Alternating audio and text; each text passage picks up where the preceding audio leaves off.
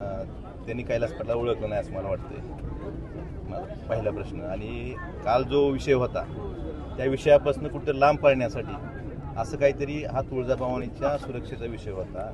प्रत्येक माणसाच्या अस्मितेचा प्रश्न आहे, आपल्या भावनेचा विषय आहे आणि तो विषय डायव्हर्ट करण्यासाठी असं काहीतरी ऑपरेशन टायगर अशा गोष्टी ह्या बोलत आहेत.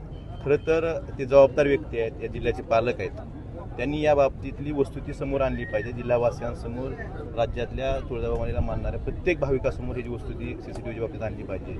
त्याची टिंगलटवाळी करणे, चायनीज जॅपनीज असं बोलणं हे मला त्यांच्याकडनं अपेक्षित नव्हतं खरं तर. आणि माझं एवढंच म्हणणं आहे की तुळजाभवानीच्या सुरक्षेच्या बाबतीत जर तुम्ही एवढं त्याला टिंगलटवाळीत घेत असाल तर याच्या एवढं दुर्दैव कुठलं जाऊ शकत नाही. तुमची नाराजी तुम्ही त्यांना योग्य वेळी योग्य ठिकाणी मी नाराजी बोलून दाखवणार, तुमच्या समोर बोलून दाखवतोय मी. पालकमंत्र्यांचं म्हणणं असं होतं सकाळ दुपार पाटील कुठं जातात, तुमच्यावर सर्व्हिलन्स ठेवला जातोय. माझ्यावर कुठं सर्व्हिलन्स ठेवायचे ठेवा. त्यांच्या परिवहन विभागाकडे एक तसली गाडी असते, त्याला कॅमेरे असतात. ती गाडी कायम माझ्या मागे राहू द्या, काही अडचण नाही मला. पण काही गोष्टी मी बोलत नाही, आता योग्य वेळेवर बोलेन. ज्या गोष्टी कॅमेऱ्यामध्ये कैद झाल्या व्हॉइस सहित त्या कारभाराबाबतीत, त्या गोष्टी योग्य वेळी समोर येतील.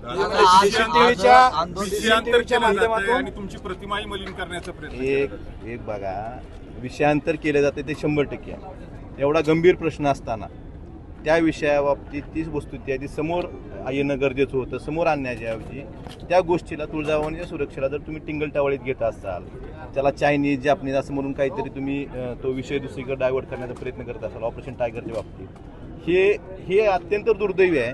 आणि त्यांच्या ते पालक आहेत जिल्ह्याचे, त्यांच्याकडनं ही अपेक्षा नव्हती. आणि तुळजाभवानीच्या कुठल्याच भक्ताला त्यांच्याकडनं ही अपेक्षा नाही. माझी अजूनही त्यांना विनंती आहे, या CCTVच्या बाबतीत जी वस्तुस्थिती आहे, केंद्र सरकारच्या ज्या गाईडलाईन्स आहेत SQTCच्या, त्याबाबत ते CCTV त्यातल्या पॅनलमधले आहेत का त्याच्या बाहेरचे आहेत कुठले, ही वस्तुस्थिती स्पष्ट करावी. केंद्र सरकारच्या नियमाप्रमाणे CCTV बसवलेत का नाहीत, एवढंच फक्त त्यांनी या धाराशिव जिल्ह्याच्या जनतेला, महाराष्ट्रातील तुळजाभवानीच्या प्रत्येक भक्ताला सांगावं, एवढीच माझी विनंती. दादा, आज बघितलं तर पालकमंत्र्यांचा चांगला आहे.